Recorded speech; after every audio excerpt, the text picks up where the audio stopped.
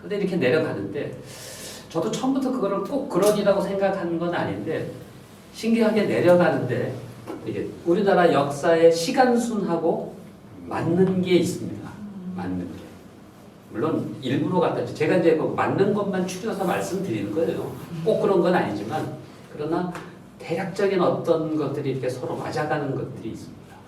그 속에서 우리 과거의 역사와 그 다음에 지금 현재의 어떤 역사, 과거 역사는 우리가 학자들이 많이 연구를 했으니까 얘기할 수 있고 그걸 놓고 현재를 오늘을 어떻게 생각할지는 이제 각자의 몫입니다.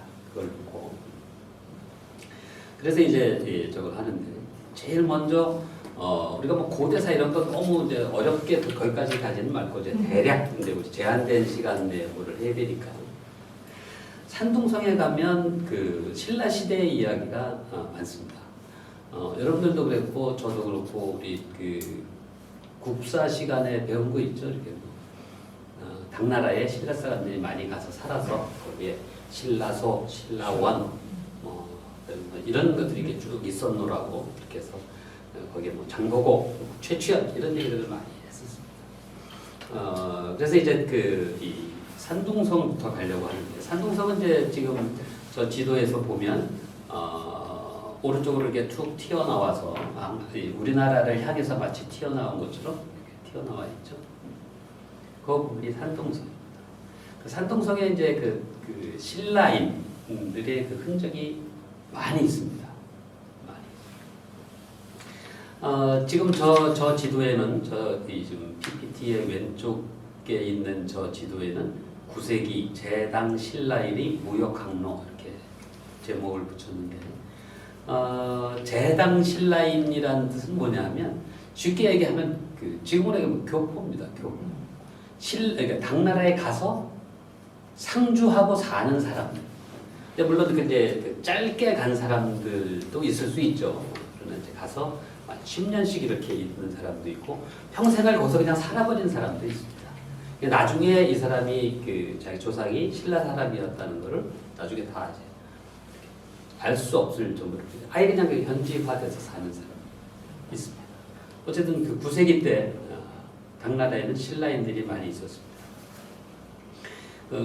주된 것은 이제 무역항입니다. 무역입니다. 무역. 물건을 교환하거나 팔고 사는 것, 거기서 이득을 취하고, 그러면서 이제 문화도 서로 오고 가고, 핏줄도 좀 섞이겠죠. 핏줄도 조금씩 섞입니다. 오른쪽에 있는 거는 이제 제당 신라인을 아주 전문적으로 연구한 분이 기록에 나타난 당나라에 있었던 신라인들의 이름을 쭉 이렇게 정리해 놓은 겁니다.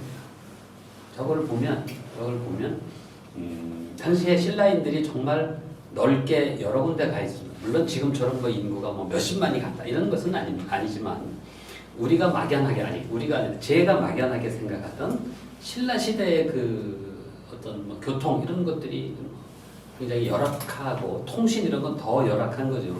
교통 위에 통신을 얹어야 되니까 더 열악한데 그럼에도 불구하고 저렇게 무역 항로들을 하고 있었던 거죠.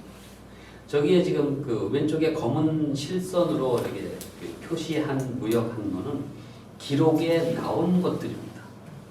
지금 어떤 바다의 환경을 보니까 이렇게 했을 것이다라고 추정한 게 아니고 그렇게 어디서 어디로 갔다라고 기록한 것들만 모아놓은 겁니다. 적어도 제가 저 연구서를 펼쳐보기 전까지 막연하게 생각해서 몇 명은 또 이렇게 신라 사람이 당나라에 갔다가 오기도 하고 이런 정도로 막연하게 생각하고 있었지만 실제로는 훨씬 더 많은 사람이 굉장히 여러 가지 항로를 통해서 이렇게 이동을 했었던 거죠. 그런 것들입니다. 그래서 기록에 나타나는 9세기 항로들의 이게 이 연구자가 제시했던 겁니다. 제가 이 앞에 지도하고 중복되는 거예요. 중복되는데 제가 이 지도를 이렇게 올려놓은 데는 사실은 약간의 사적 개인적인 이유가 좀 있습니다. 약간 잡담인데 제 닉네임이 왕초입니다. 왕초. 제가 20년 전에 골프를 처음 치기 시작할 때 골프를 치니까 되게 재밌더라고요. 그래서 이걸 더 재밌게 노는 방법이 뭘까? 골프 이야기를 쓰기 시작했어요. 골프를 배우면서부터. 그러니까 말도 안 되는 거죠, 이게. 골프도 못 치는 놈이 골프 이야기를 쓴다는 게 말도 안 되는데. 그래서 어떻습니까? 일기는 쓸 수 있지. 그래서 이제 왕초보의 골프 일기라는 뜻으로 왕초 일기라는 칼럼을 썼습니다. 그때부터 제가 닉네임이 왕초입니다.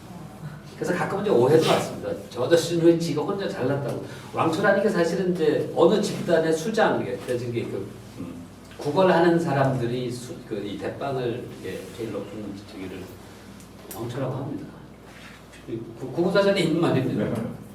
근데 저 아저씨는 아무리 마치 자기가 겸손한 척하면서 무슨 잘난 척하는 이상한 묘한 뉘앙스가 있잖아요. 그래서 이제 가끔 그 얘기를 안 할 수가 없는데. 그래서 이제 어쨌든 제가 왕초라는 닉네임을 20년간 바꾸지 않고 쓰고 있는데, 저 재당 신라인 연구를 이렇게 저 연구소를 이렇게 쭉 보면서 논문을 읽다가 굉장히 재밌는 걸 발견했습니다. 가까이 보신 분은 눈에 들어왔죠? 네. 왕초가 있네요. 제일 위에 일본 항로로 852년에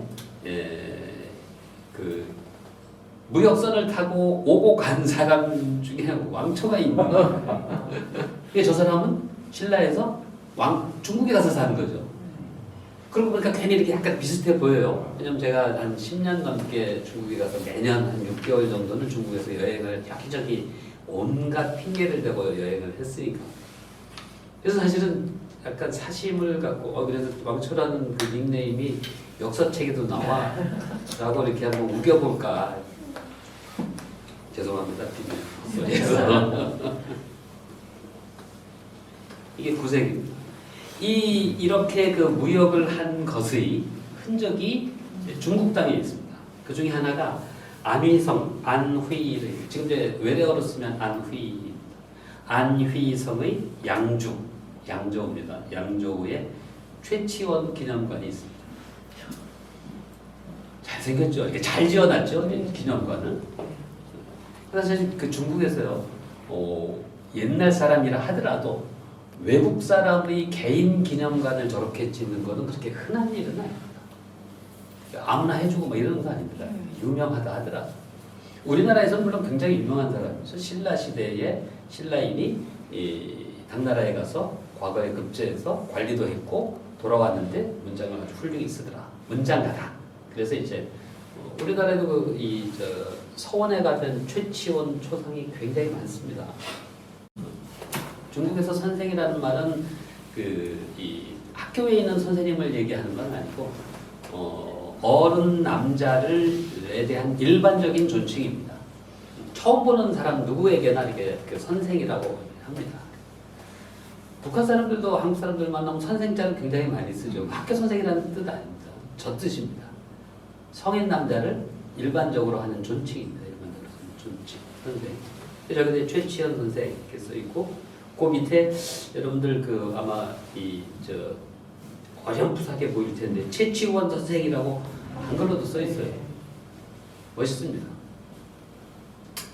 그러니까 교류를 했으면 여기에만 기록이 있는 게 아니라 저쪽에도 기록이 있고 흔적이 있는 거죠.